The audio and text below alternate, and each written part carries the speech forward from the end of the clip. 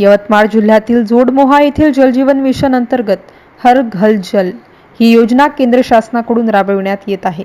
ही योजना अत्यंत चांगली व प्रत्येक नागरिकाला जीवन संजीवनी सारखी असून या योजनेचा ठेकेदार व अधिकारी यांनी पूर्ण बट्याबोळ करणे सुरू केले आहे।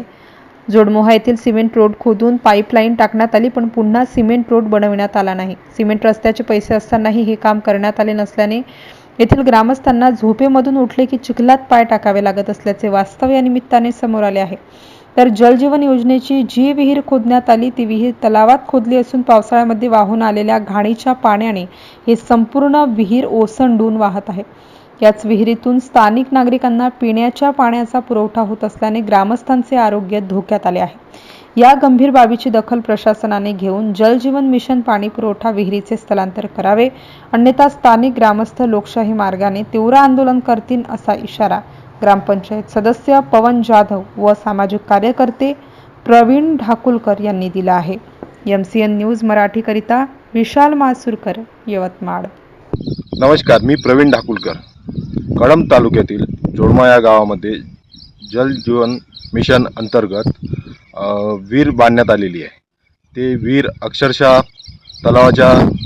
तलावामध्ये बुडलेली आहे। या विहिरीचं पाणी जोडमा गावातील प्रत्येक नागरिकांच्या घरी पोहोचणार आहे आणि हे दूषित पाणी जर प्रत्येक नागरिकांच्या घरी पोहोचेल तर प्रत्येकाची तब्येत खराब होईल। त्याच्यामुळे शासन आणि प्रशासन याच्याकडे लक्ष देण्याची फार गरज आहे।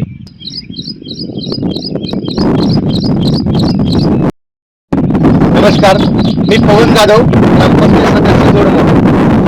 हर घर जल हर घर नल या शीर्षकाखाली केंद्र सरकारची जलजीवन मिशन ही योजना कळंब तालुक्यातील जोडमा गावामध्ये राबवित आहे। त्याचप्रमाणे त्याचे जे वॉटर सप्लायची विहीर आहे हे जोडमा गावलगतच्या वाघाडी धरणालगतचं बांधकाम झालं आहे। विहिरीचं बांधकाम पूर्ण झालं असून आज पावसाळा लागला, आपण पाहू शकता मागं ते विहीर तुडुंब भरलेली आहे। पूर्ण त्या विहिरीच्या वरून पाणी वाहत आहे आणि विहिरीमध्ये दूषित पाणी, गढूळ पाणी शिरलेलं आहे। आणि आता जेव्हा ती योजना पुढल्या वर्षी दिवाळीनंतर वगैरे कार्यान्वित करण्यात येईल तेव्हा हे आरोग्याचा प्रश्न निर्माण होतो।